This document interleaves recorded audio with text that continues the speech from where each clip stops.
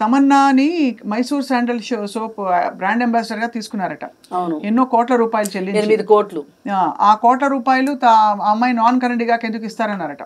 కానీ తమన్నాని ఇది చాలా ప్రసిద్ధిగాంచిన సోప్, మీకు తెలుసు, మైసూర్ శాండల్ తీసుకున్నారంటే బ్రాండ్ అంబాసిడర్ గా. అగైన్ మళ్ళీ తెల్లతోలే కదా, అంతే అంతే కదా, అంతే, వేరే లేదు. నిజంగానేనండి. ఎవరినైనా తీసుకోవచ్చు కదా. సోప్ ఎవరు వాడతారండి? ఇంట్లో పెద్దవాళ్ళు వాడతారు. అది ఇప్పటిదా, అది అనవసరంగా తమన్నాన్ని తీసుకోవాల్సిన అవసరం ఏంటి చెప్పండి? అదే పెద్దవాళ్ళు ఎగ్జాక్ట్.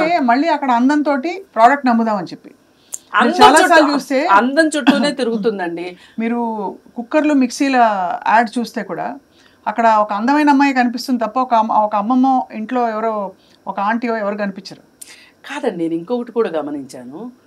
ఫుడ్కు సంబంధించిన యాడ్లలోనేమో ఫాదరు సన్ను ఉంటారు.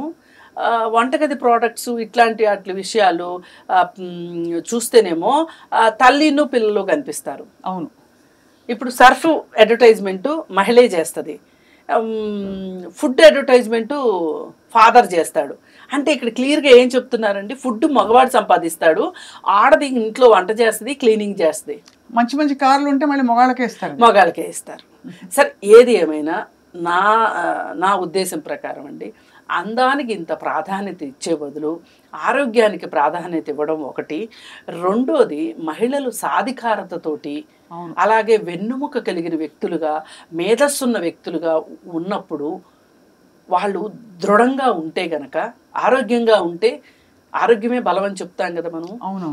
బలంగా ఉంటే గనక నేను నీతో సరిసమానము అనగలిగే పరిస్థితి కనుక స్త్రీ తెచ్చుకుంటేనండి, ఆరోగ్యంగా కావచ్చు, మేధస్సు విషయంలో కావచ్చు, నైపుణ్యాల గురించి చెప్పక్కర్లేదు రండి. ఆడవాళ్ళకి నైపుణ్యాలు స్వతహాగానే ఉంటాయి.